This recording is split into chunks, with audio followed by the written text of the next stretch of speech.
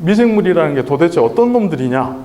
흙 냄새 나는 게 이게 방성균 때문에 그러거든요. 좋은 흙들은 방성균이 굉장히 많아요. 세균은 꼬리가 달려있어요. 그러니까 세균 같은 경우는 항상 꼬리 달려있다는 소리는 헤엄쳐 다닌다는 소리거든요. 물이 있어야 돼요. 물. 곰팡이 같은 경우는요, 요게 꼬리 달려있습니까 지금? 안 달려있죠. 공기 중으로 날아다녀요. 날아다녀.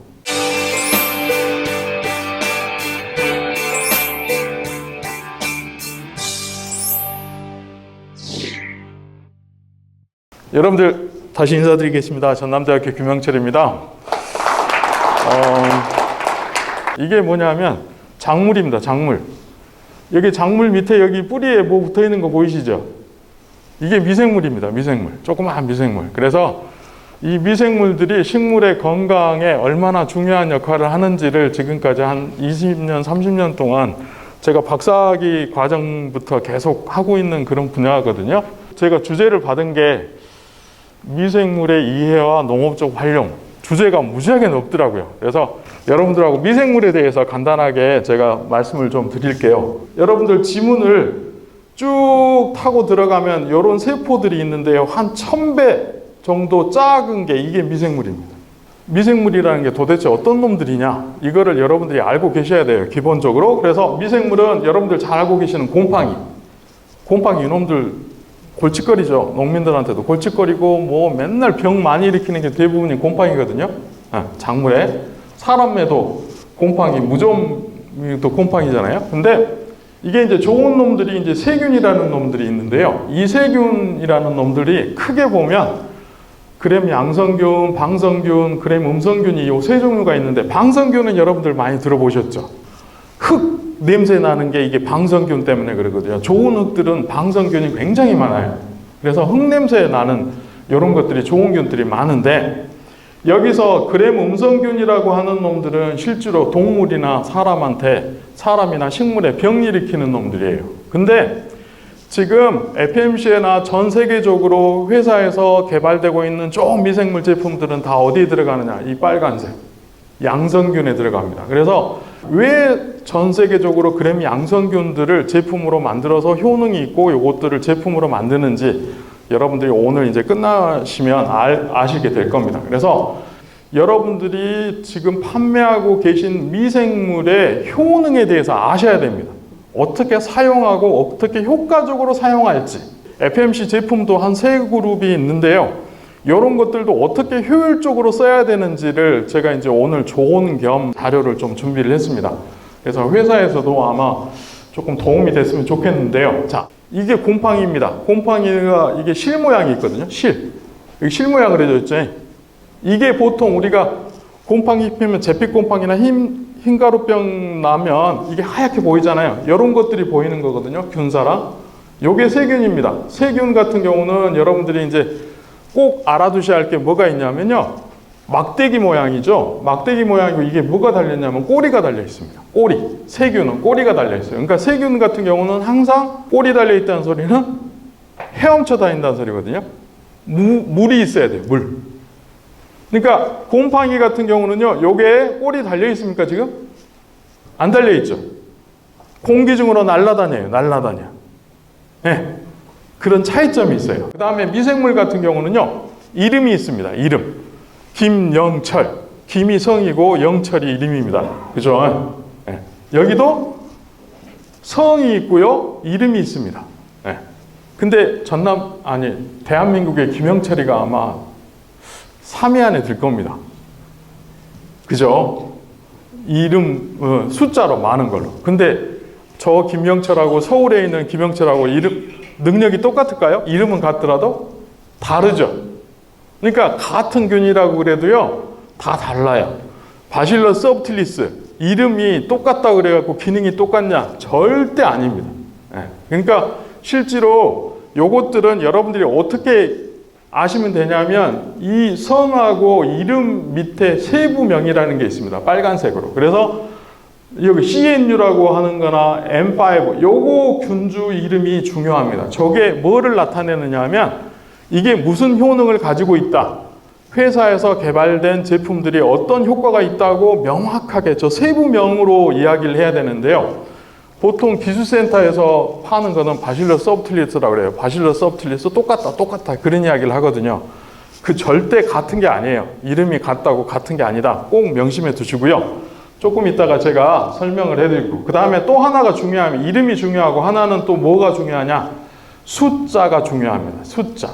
그러니까 미생물 같은 경우는요, 숫자를 어떻게 표기를 하냐면요, 구람이나 이게 액상제형이라든지 입제 같은 경우는 구람으로 나타내고, 액상수화제 같은 경우는 밀리리터로 나타내는데 생균수로 나타냅니다. 생균수. 살아있는 균수. 그러니까 이 균수가 높으면 높을수록 실제로 포장해 가서 일도 잘하고요, 효과도 좋은 거예요. 그러니까 원래 미생물 자체가 효능이 있어야 되죠.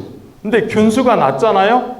네, 균수가 낮으면 실제로 희석을 해버리면 거의 맹물이라고 똑같다고 생각하시면 돼요.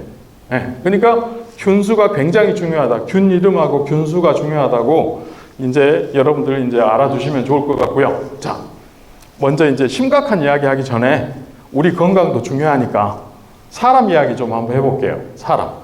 제가 이제 제일 처음에 미생물 이야기할 때 사람 이야기를 하는데요. 제가 항상 어디 산책을 토요일날, 일요일날 될 수 있으면 와이프랑 산책을 하려고 그러는데 와이프한테 자꾸 손 잡아달라고 그러니까 와이프가 손을 안 잡아요. 왜? 창피한가 어쩐가 자꾸 안 잡아. 그래서 내가 요거를 와이프한테 보여줬어요. 너 나 손잡고 다니는데 너가 지금 얼마나 여성 손잡은 남성들 세균주의보라고 써줬죠, 타이틀이. 남자 손하고 여자 손하고 세균이 어디가 더 많을 것 같아요? 여자 손. 왜 여자 손이 많냐? 여자분들 어디 갔다 오시면 기초 화장도 지우고 손에 보습제도 막 바르고 그러잖아요. 실제로 보면 세균들이 많은 데가 여기 손 접치는 데 있죠. 여기가 세균들이 제일 많은 데예요. 네, 그죠? 그러니까 여러분들 휴대폰 같은 것도 손가락을 이렇게 만지잖아요. 그럼 휴대폰에 있는 세균이 여러분 손가락으로 오는 거예요. 그 다음에 왼손하고 오른손, 제가 지금 왼손에다가 지금 마이크 잡고 있죠.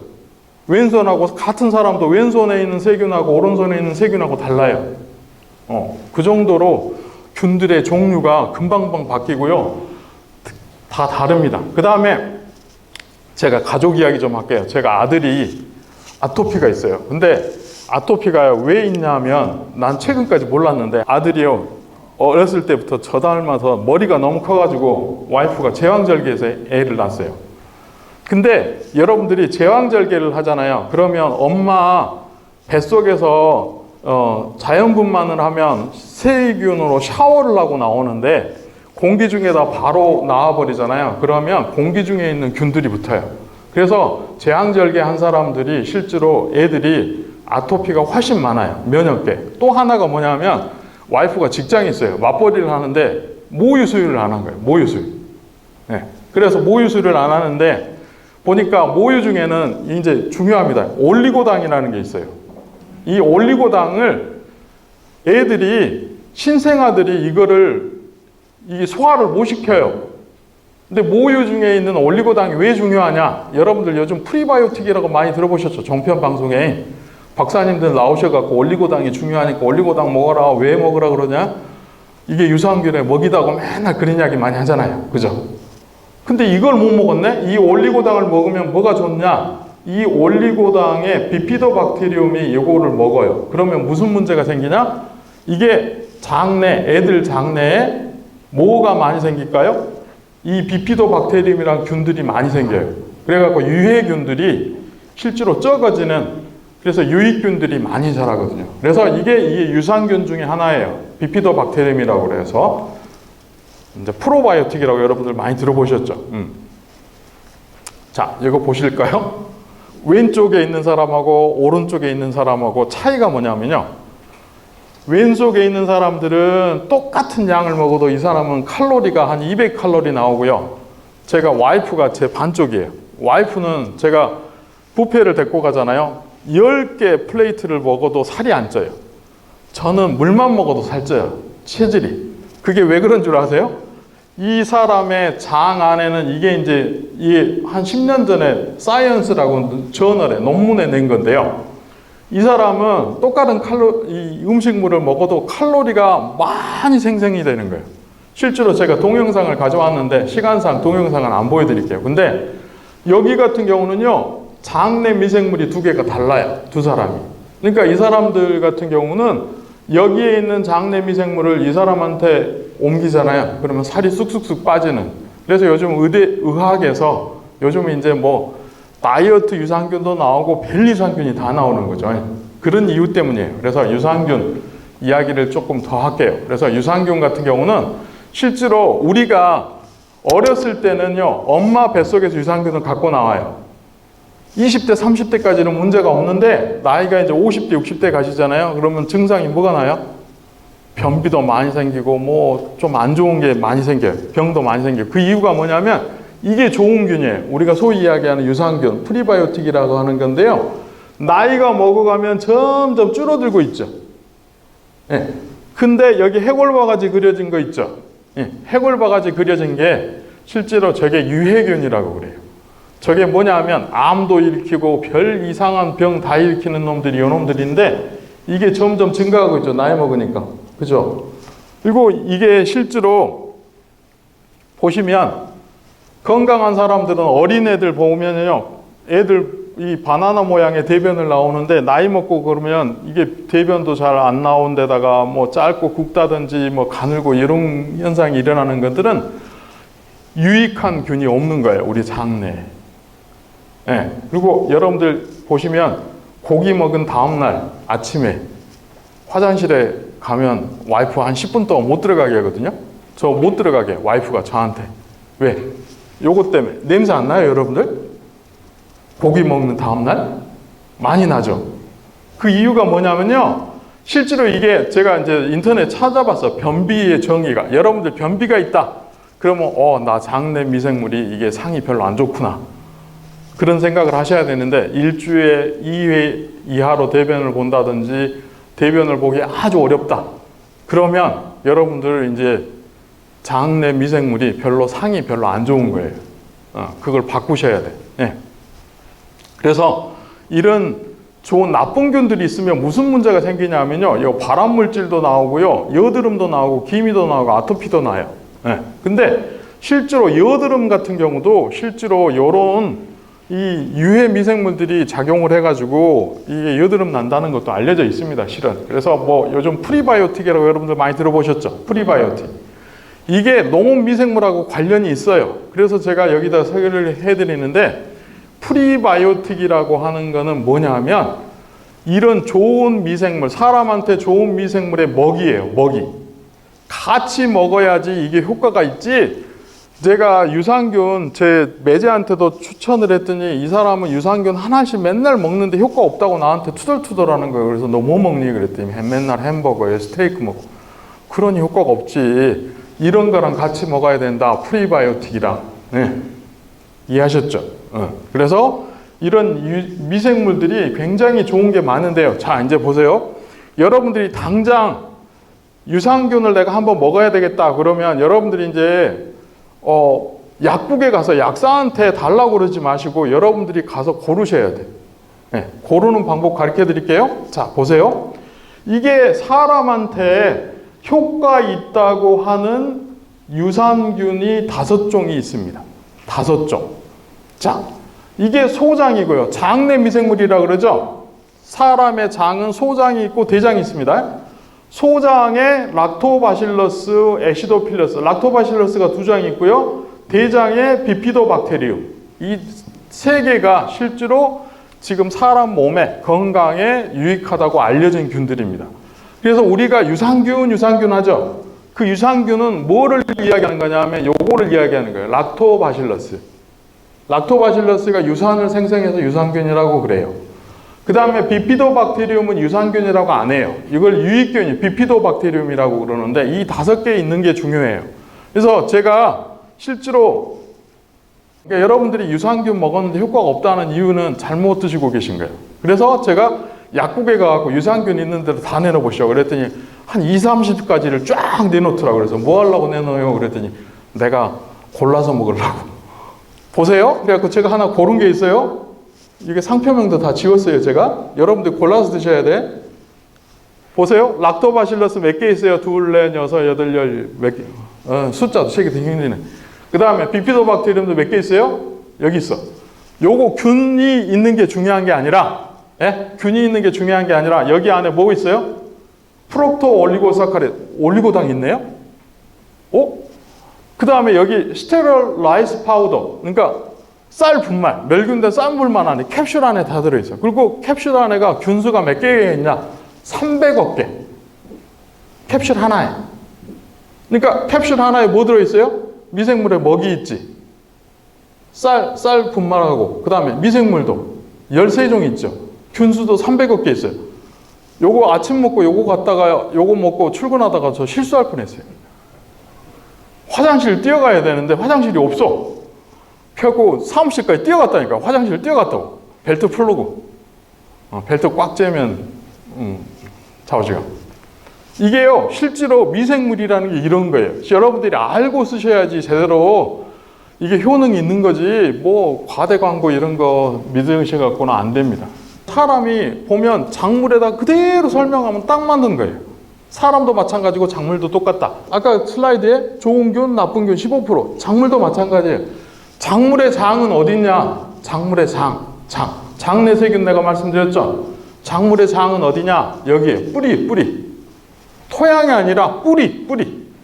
식물이요, 광합성을 하잖아요? 그죠? 햇빛 받아갖고 광합성을 하면 30% 정도를 광합성 산물을 다 어디로 내보내냐? 뿌리로 내보내. 뿌리 분비물로 한 15%가 나갑니다.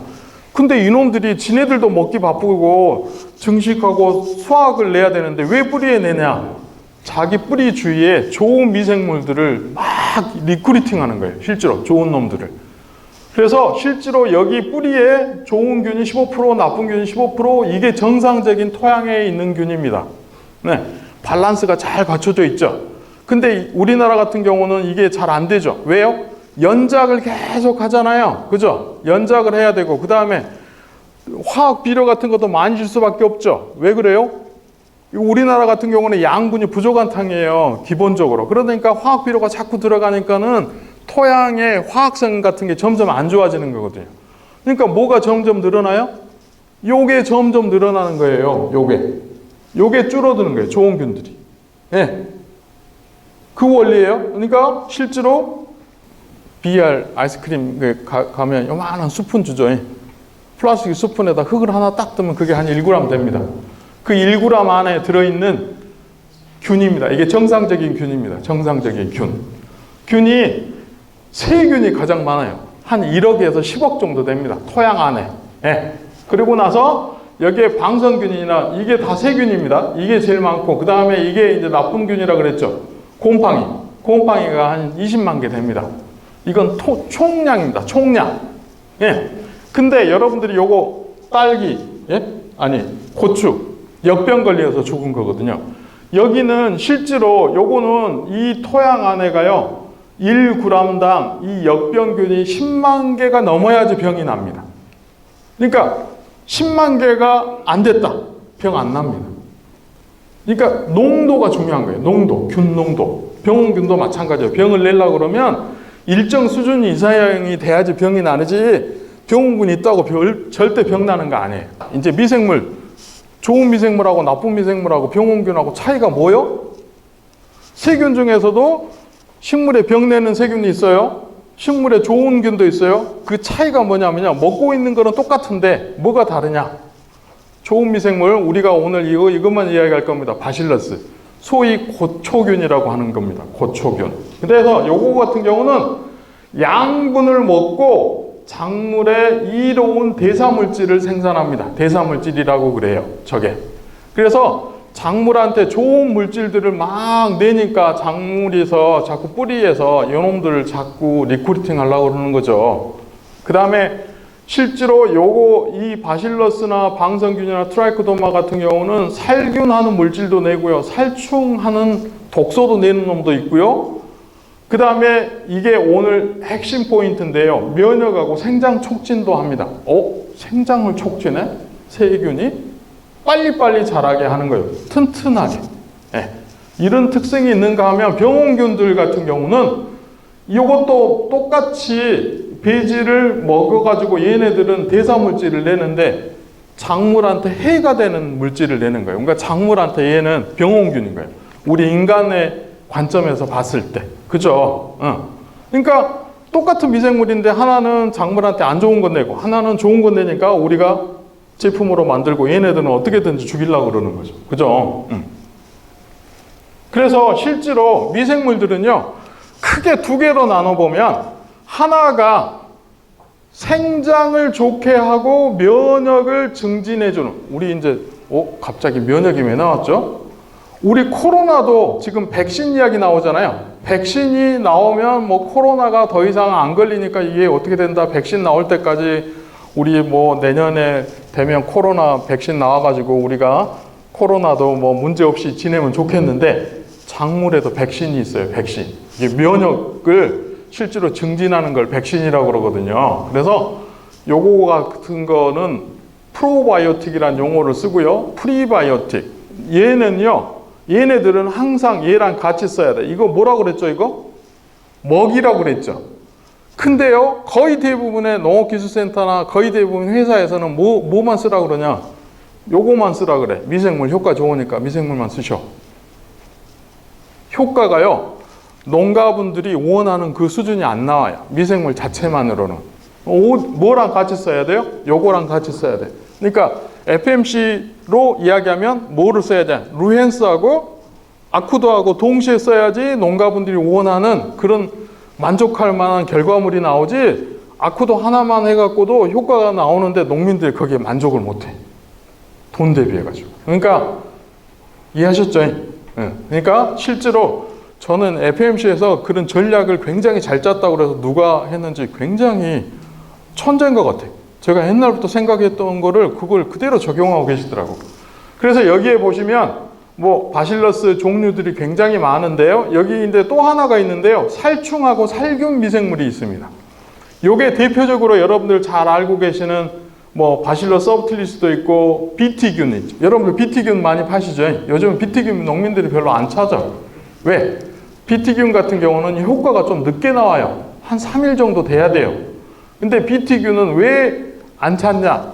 비티균 하나만 처방을 하시니까 그래요, 여러분들이. 비티균 하나만 처방을 하시면 안 되고 다른 거랑 같이 처방을 하셔야 돼. 같은 살충 뭐 농약이라든지 다른 자재랑 같이 쓰게 해야 돼요. 제가 이따 정리를 할 때 한번 다시 설명을 해드릴게요. 안 믿기시죠? 제가 미국에서 학위할 때요, 요게 오이인데요, 여기 그냥 물만 준 거예요. 여기 저 오이를 침지해 갖고 유묘해 놓은 거예요. 보이세요? 차이가? 이게요, 키만 큰 거 도장한 게 아닙니다. 저게 도장한 게 아니라 튼튼하게 자라요. 그러니까 이게 생육기가 한 15일 빨라지고요. 생육기가 15일 빨려면 15일 먼저 땄다가 이제 나중에 가면 실제로 이제 빨리 이거 정리하고 끝날 것 같죠? 안 그래요. 더 늦게 따. 빨리 따고 늦게까지 따는 거예요. 미생물 같은 경우가. 오이 같은 거 해보면. 그죠? 요런 특징이 있다 이거죠. 그 다음에 또 하나가요.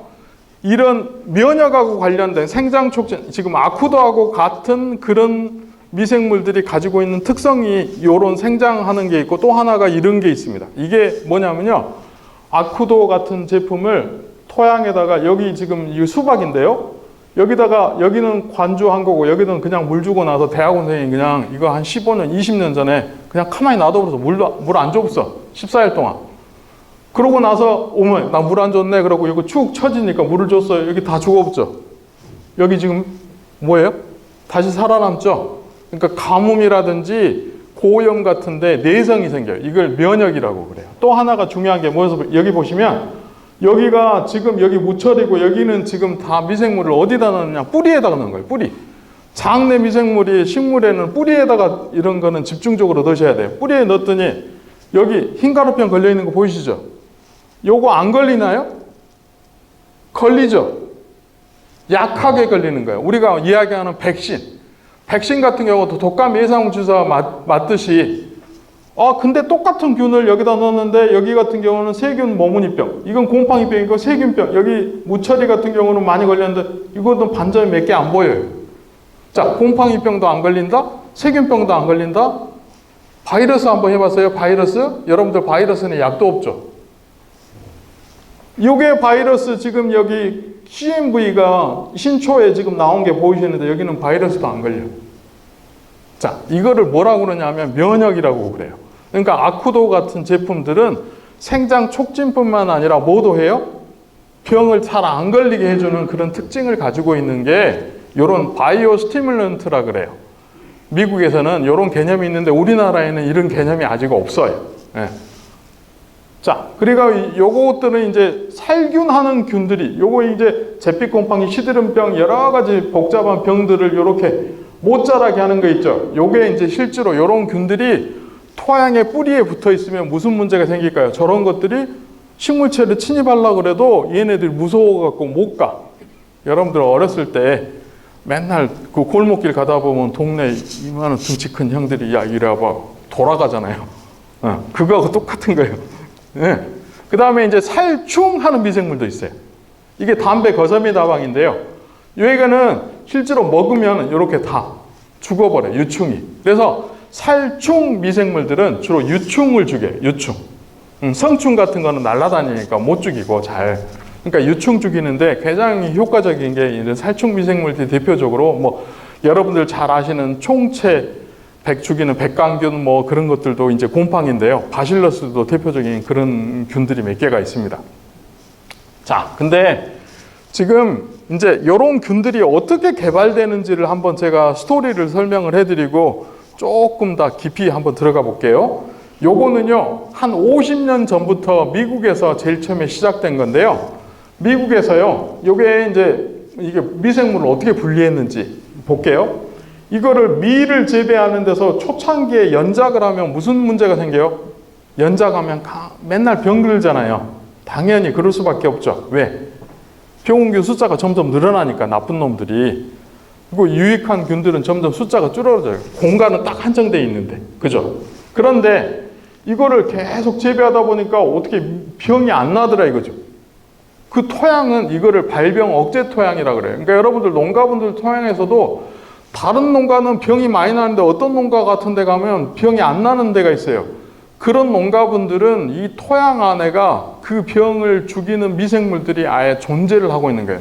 관리를 잘 하시는 거죠. 그래서 이 사람들이 왜 그럴까 봤더니 이런 균을 분리를 했어요. 그래서 이 균을 이제 제품으로 개발을 하는 거죠. 자, 저 균 한번 볼게요. 자, 이제 중요한 게 있는데요.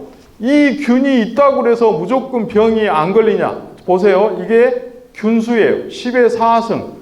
이게 토양 뿌리 g당, 1g당 보통 한 10의 4승, 10만 개 정도 있으면 이 균이 있어도 아무 효과가 없어요.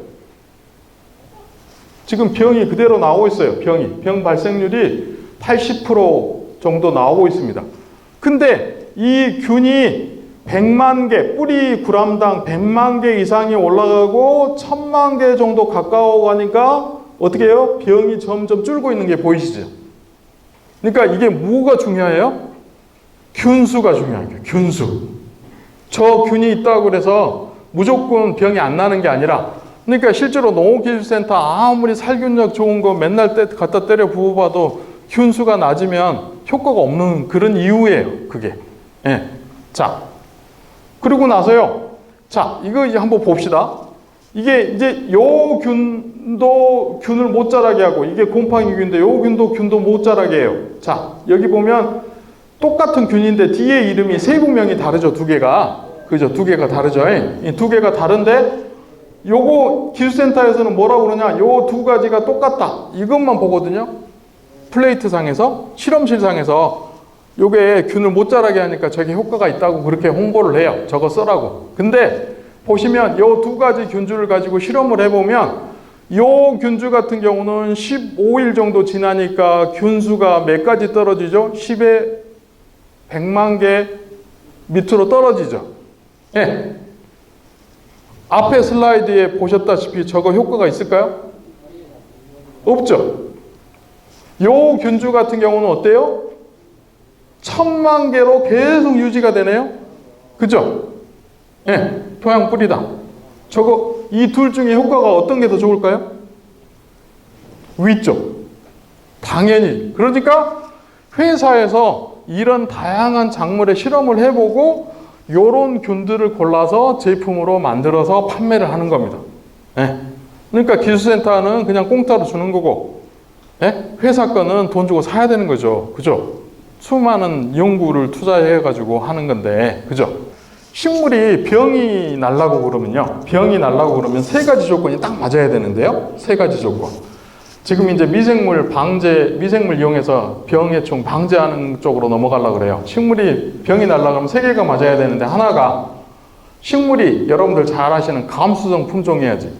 품종이 저항성 품종이면 병 나던가요? 안 나. 그죠? 그 병에 대해서는 병이 안 나. 근데 이게 감수성이고 초세가 또 약해야 돼. 감성 품종이라고 다 병 나던가요? 안 그래요. 초세가 약해야 돼.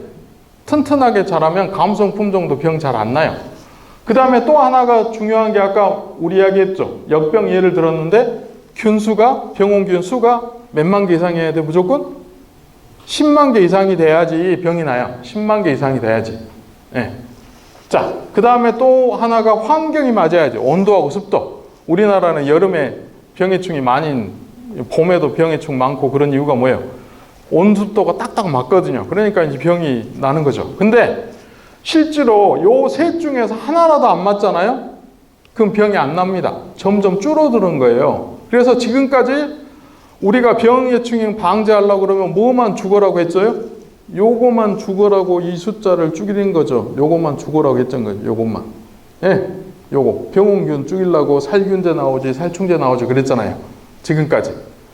근데 제가 이제 면역 이야기할 때 요것도 죽이지만 요거를 올리는 방법이 있어요. 그 올리는 방법이 뭐 있다 그랬죠?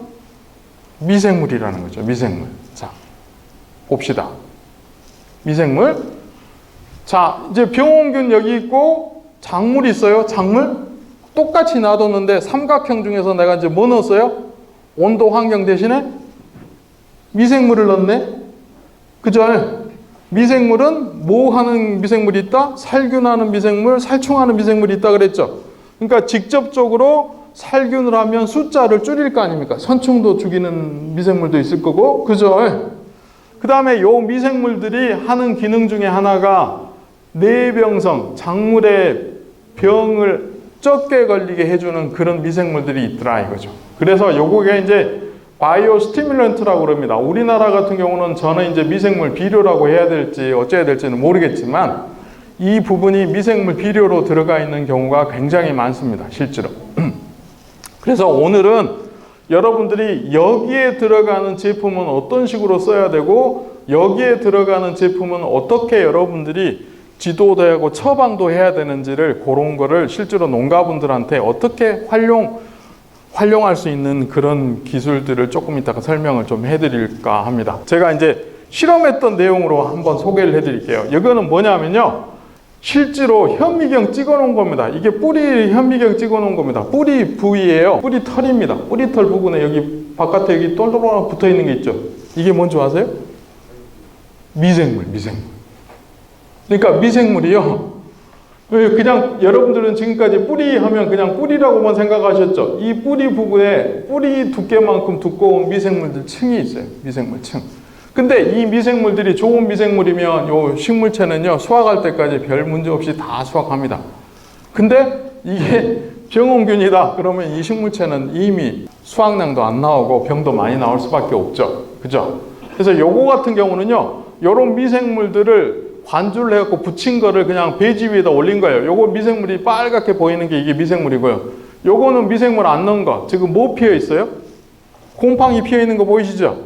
그러니까 저거 같은 경우는 아예 곰팡이가 붙어 있는 거예요. 미생물 안 붙여주면. 예, 그런 차이가 있다는 거예요. 그래서 고초균이라고 하는 균이 유용 미생물들이 굉장히 많습니다. 여기 보면 고초균, 유산균, 슈도모나스, 방성균, 광합성균, 효모균, 트라이코더마.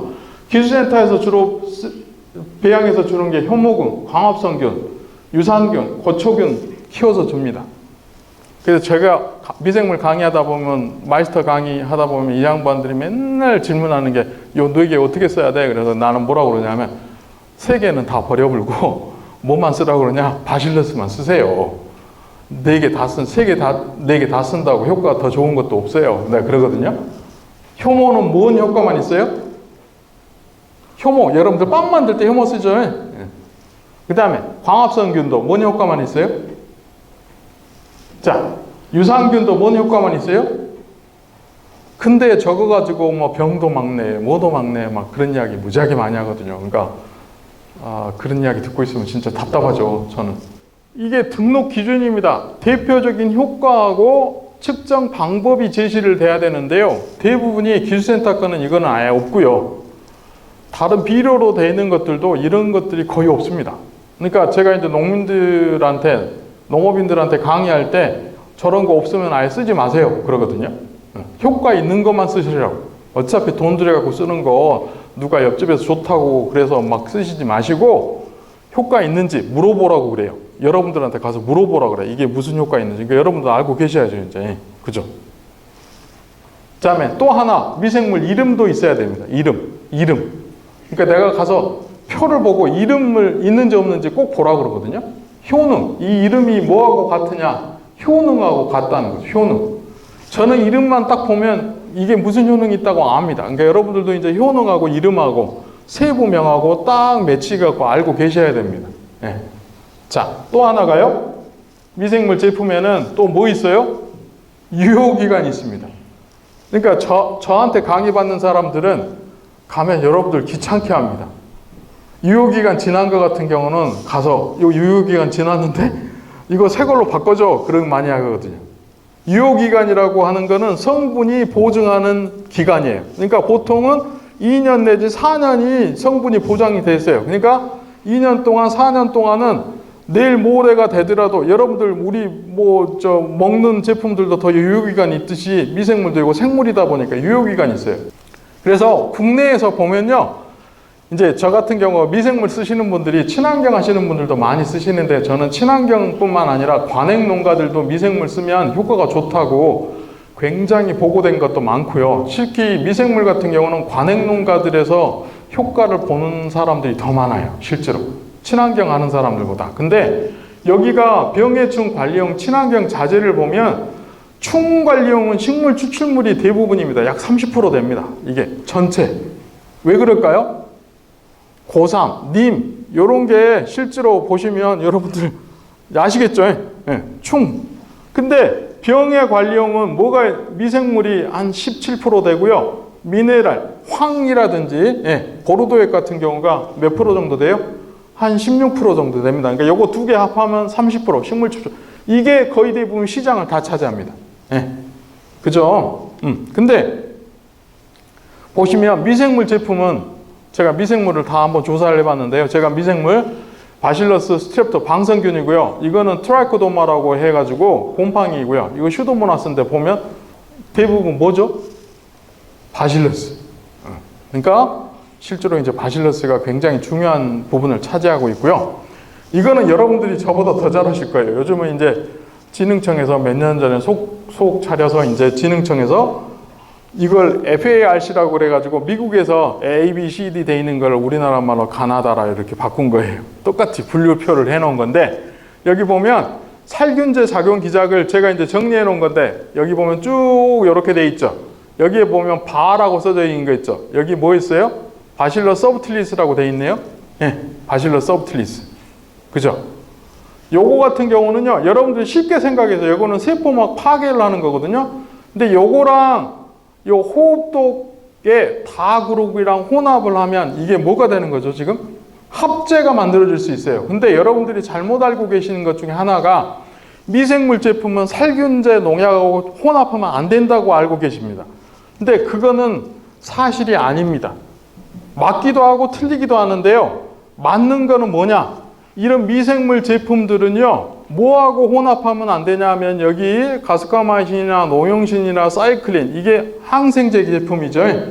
살세균하는 이런 농약들하고 혼합하면 얘도 세균이잖아요. 그러니까 세균을 죽이는 그런 목적 자체가 있어갖고 문제가 생기는 거지.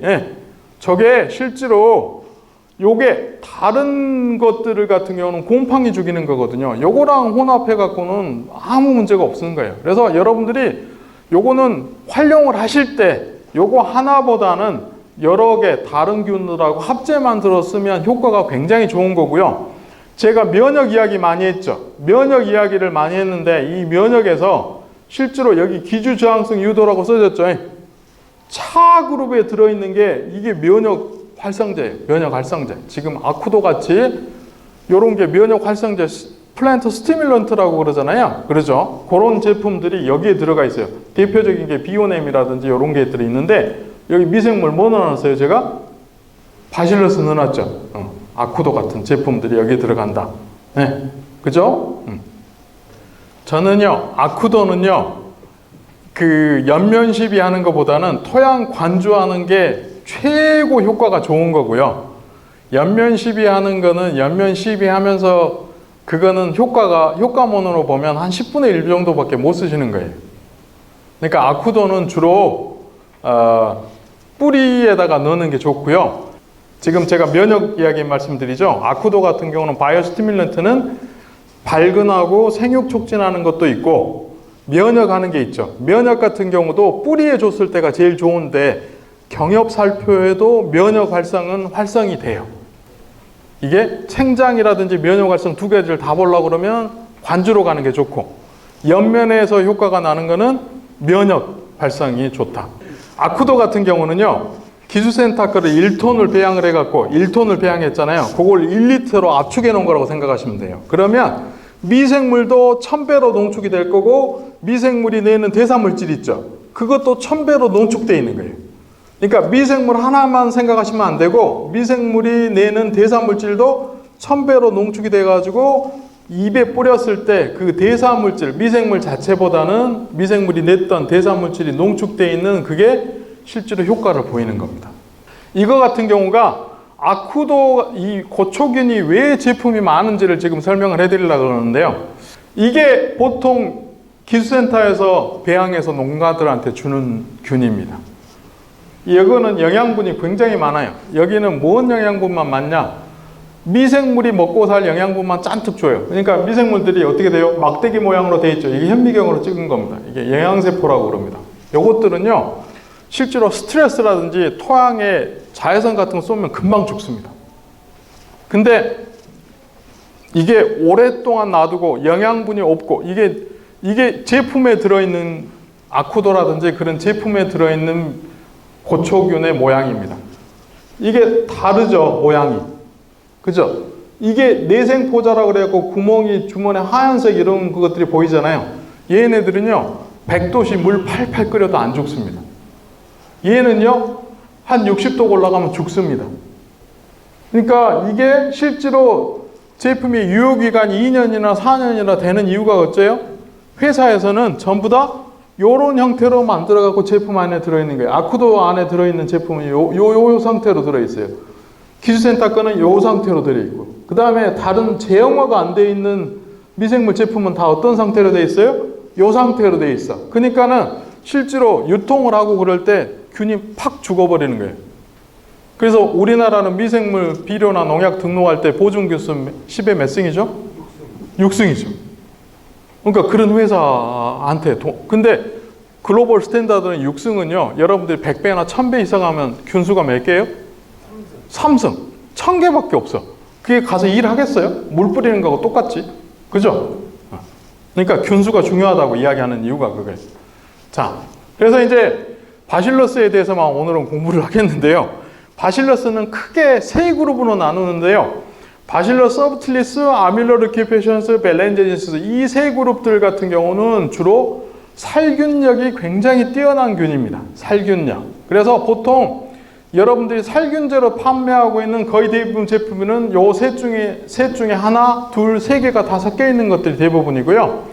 그 다음에 바실러스 메가테리움이나 바실러스 리체니포미스가 있는데 요거는 제가 말씀드린 것 중에 면역이나 생장 촉진, 바이오 스티뮬런트입니다. 그래서 아쿠도에 들어있는 게 뭐냐? 요겁니다. 리체니포미스. 근데 바실러스 중에서요, 안 좋은 놈이 하나 있는데 그게 탄저병 일으키는, 이 탄저병이 우리 작물의 탄저병이 아니라 사람, 옛날에 9.11 테러 사건 났을 때 편지 봉투에 탄저병에 포자 붙여갖고 배달돼갖고 한번 난리 난 적 있죠. 그게 바실러스 안스란시스라고 해서 동물이나 사람한테 탄저병이 일으키는 게 있어요. 그러니까 이게 제가 이렇게 미생물 강의하다 보면요, 별 군데서 전화가 다 오는데 국정원에서 저한테 전화 왔어요. 뭐라고 전화 왔냐면요, 농가분들이 미생물을 자꾸 자가 배양하시는데 가끔 가다가 간첩들이 내려가지고 만약에 이걸 뿌려보면 어떻게 돼요? 이거가 오염이 됐으면 어떻게 돼요? 그러면 거기 뿌리면 그 가축이나 사람 다 죽는 거죠. 내가 그 이야기를 드렸어요. 그러니까 그런 리스크가 있는 거예요, 실제로.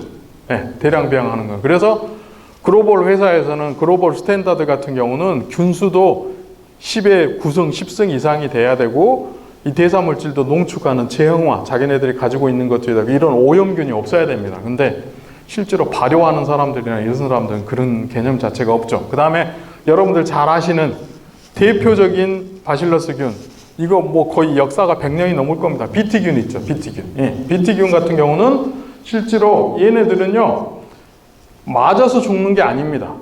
식독입니다. 얘네들은 유충이 먹어야 됩니다. 안에 들어가서 독소가 이 장에 있는 막을 파괴합니다.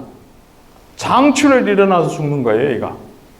그게 비티균도 코스타키하고 아이자와하고 아이슬렌시스라고 3개가 있는데 여러분들 요거 저보다 더 잘 아실 거니까 요거가 실제로 모기 유충 죽이는 거예요. 요거 2개는 모기 유충 못 죽여요.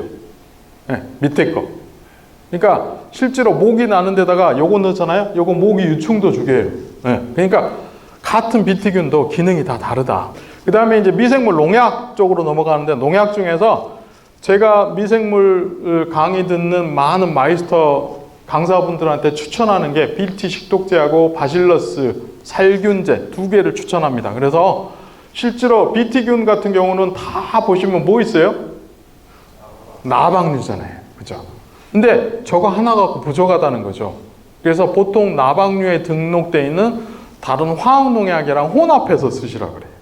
하나만 갖고는 효과가 늦어. BT균 같은 경우는 한 3일 기다려야 돼. 농가분들이 3일 기다리나요? 못 기다려요. 바로 탁 맞으면 떨어 죽어야 돼요.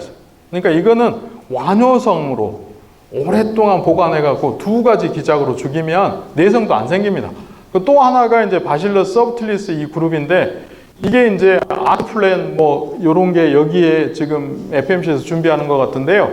여기에 다양한 역병, 흰가루병, 잿빛곰팡이병 요런 병을 방지하는 건데요.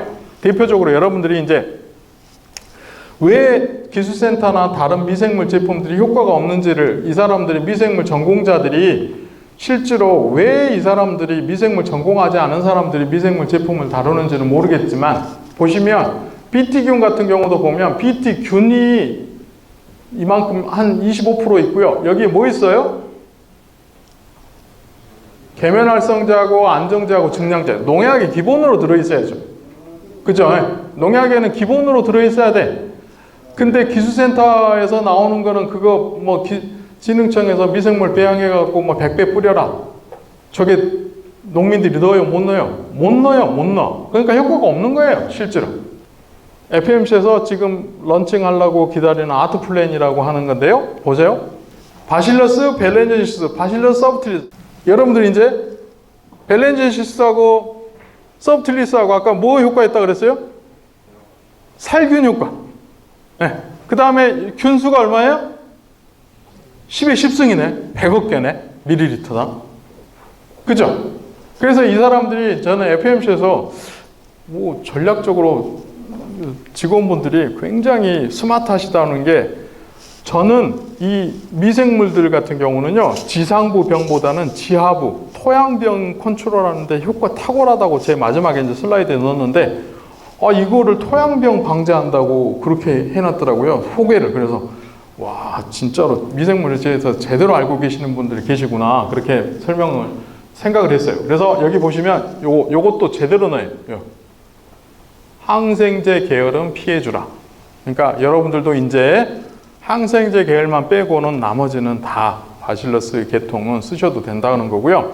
이 바실러스 제품들이 왜 살균력이 좋냐 보면 이게 많은 학자들이 다 연구를 해갖고 알려진 것들이에요. 여기 보시면 이게 생물 계면, 여러분들 계면활성제라고 아까 농약에 뭐 들어있었어요? 계면활성제 들어있었죠? 네. 근데 요놈들이 자라면서 대사물질로 요런 다양한 생물 계면활성제라는 걸 냅니다. 네. 그죠? 그 다음에 이게 항생물질도 냅니다. 요게 생장하고 면역에 좋은 투쓰리 부탄다이올 이런 물질을 냅니다. 이런 것들이 몇 배로 농축되어 있냐? 1000배로 농축되어 있는 거예요. 그러니까 실제로 뿌리면 이 식물, 미생물보다는 이런 대사 물질들이 가서 실제로 식물체에서 가서 일을 하는 겁니다. 토양에 가면 미생물 플러스 이런 대사 물질이 동시에 일을 하는 거고요.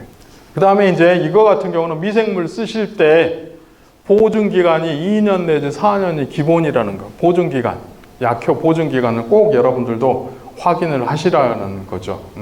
사람이 죽고 사는 문제가 요즘 코로나 때문에 여러분들 TV 방송에서 보면 백신, 유노모 백신은 언제 나오냐 난리잖아요. 작물의 백신은 이미 나와 있습니다. 실제로. 그래서 그걸 여러분들이 농가분들이 제대로 활용을 못할 뿐이지 제가 마이스터 강의 가면서 지금 하는 게 이런 작물 백신을 어떻게 활용하라고 자꾸 강의하는 거거든요. 근데 왜 작물이 튼튼한지 그거를 보여드리면 이거는 저항성 품종입니다. 저항성 품종. 저항성 품종은 아까 제가 뭐라 그랬죠? 병이 안 든다 그랬죠? 병원균들이 딱 들어오잖아요. 그러면 병원균들이 이 저항성 품종들은 뭐를 만드냐면 이게 살리실산이라고 하는 요 성분을 식물체 내에서 만들어요. 병원균이 들어왔다 그래가지고 봉합불 막 띄우면서 살리실산을 만듭니다. 그러면 이 살리실산이 식물 병원균하고 싸울 수 있는 다양한 물질들을 만듭니다. 그러니까 여기서 키 물질이 뭐죠? 이게 살리실산이에요. 이걸 유도저항성, 면역이라고 하는 겁니다. 튼튼하게 이렇게 이게 병원균도 오고 여기 뭐 토양병 같은 경우도 뿌리 뚫고 들어오려고 난릴 거 아닙니까? 그런데 이거를 면역을 활성화하는 두 가지 성분이 있는데요. 하나가 식물 방어 활성제라는 게 있고요. 이게 엽에다 뿌려주면 또 하나는 이 아쿠도 같이 식물체 뿌리에다가 관조한다 그랬죠? 이렇게 뿌리에 있으면 무슨 현상이 일어나냐? 이 식물체 내에서 뭐가 늘어나요? 살리실산이 올라가는 거예요. 살리실산이 올라가면 이런 물질들이 많이 만들어져요. 요게. 근데 이 파이토알렉신 같은 경우가요. 두 가지 기능이 있는데요. 여러분들이 뭐냐면 이 파이토알렉신 같은 경우는 병원균하고 싸우는 기능도 있는가 하면 이게 사람 몸에는 좋아요. 이게. 기능성 물질, 사람 몸에 좋은 기능성 물질도 올라가는 거예요. 병이 침입을 안 해도. 이 대표적인 두 가지 성분이 있는 백신에 비온이라는 거가 있고요. 비오넴 여러분들 농약 있으시죠? 비오넴 여기 있고. 하나가 또 뭐예요? 고초균, 바실러스. 식물 생장 촉진균. 이거는 방제가 세균 곰팡이 바이러스. 예방입니다. 외방 위주로 뿌려야 됩니다. 얘는 치료 목적은 안 됩니다. 두 개 다. 네. 그래서 토양에 관조했다고 바로 효과가 나냐? 안 납니다. 며칠 기다려야 돼요? 관조 안 하면 무름병이 몇 프로 나서 죽죠? 80%가 다 죽어요. 네, 병들어 죽는다 이거죠.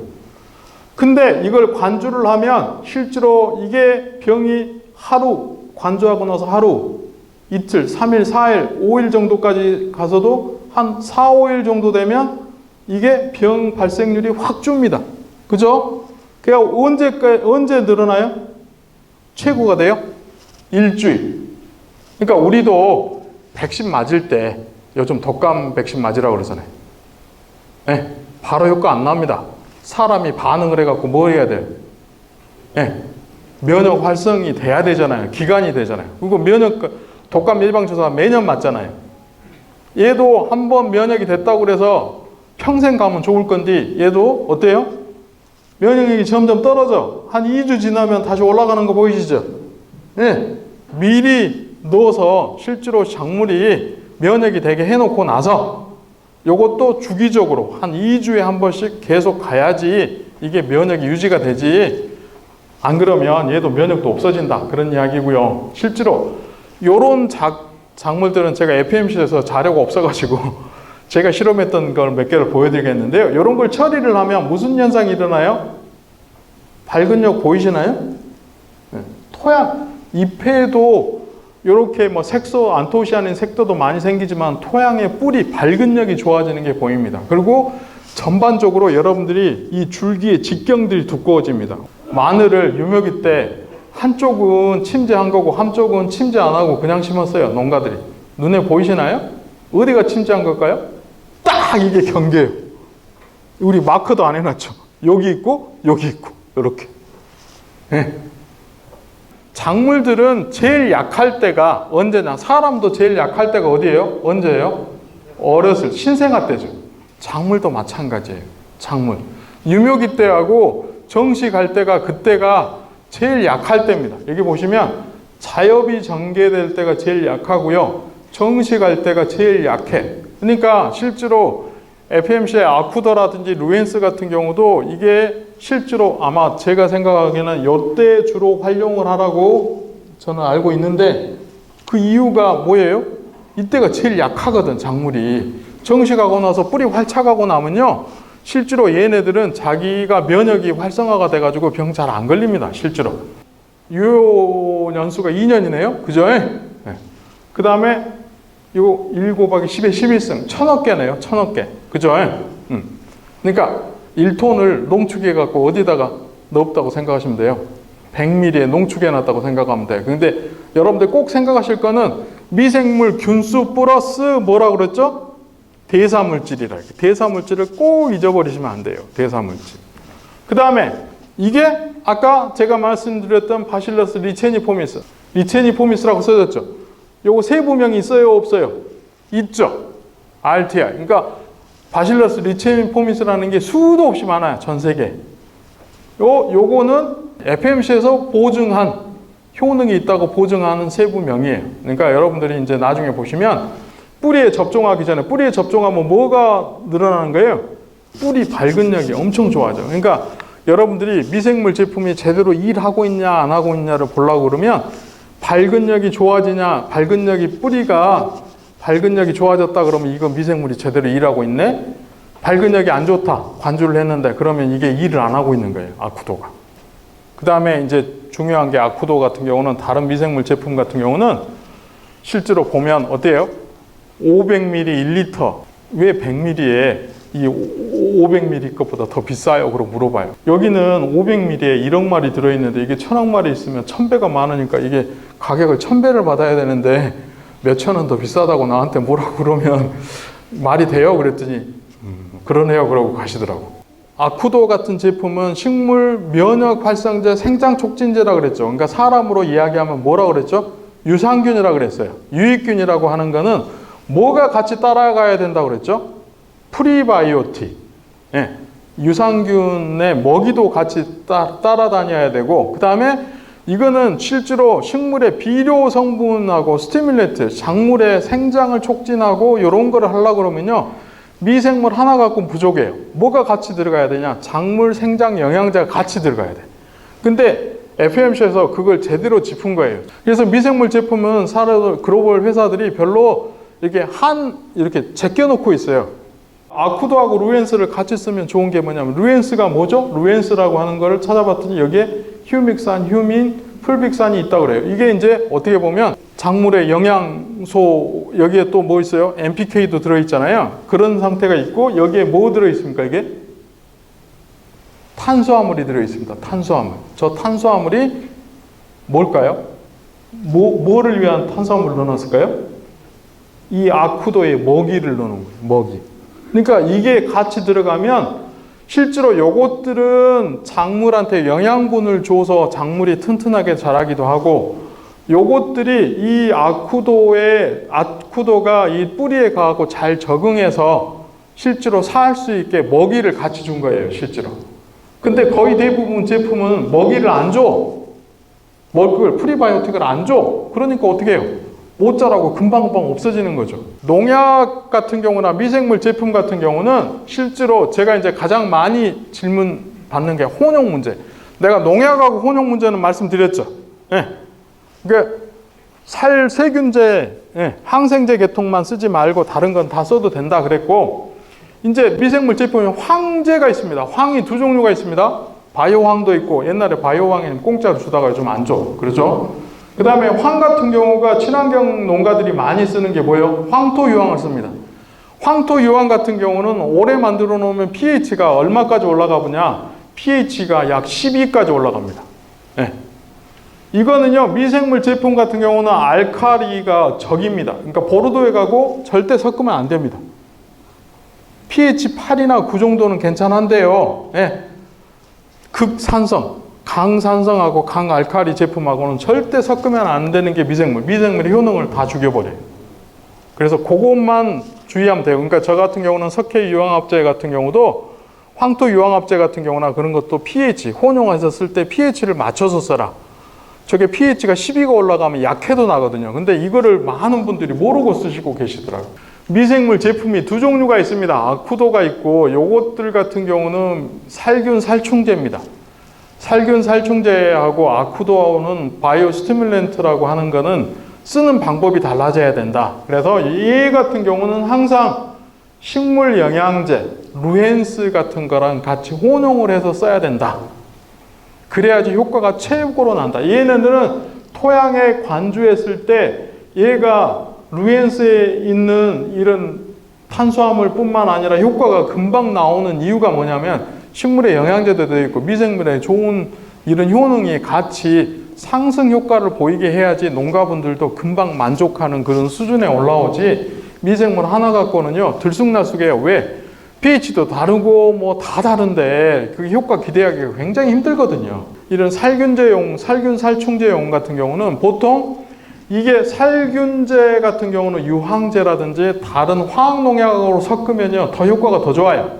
근데 친환경 농가들 같은 경우는 유황제하고 유화제랑 같이 혼합하든지 아니면 이 BT균 같은 경우는 이런 식물 추출 충제하고 같이 혼합을 해야지 효과가 나는 겁니다.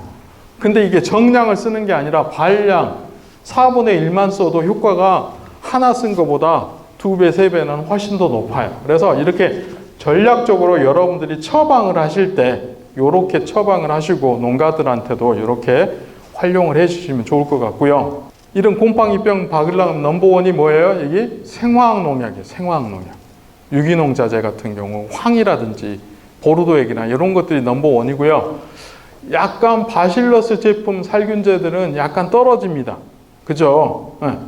근데 토양 전염성 병이라든지 작물의 생장이라든지 면역에서는 뭐가 넘버원이냐? 바실러스, 이제 아쿠도라든지 뭐 아트플랜 같은 이런 것들이 넘버원이에요. 이게 생화학 농약보다 생화학 여기 농약들 쓰는 거 식물 추출물이나 이런 것들보다 훨씬 효과가 좋다.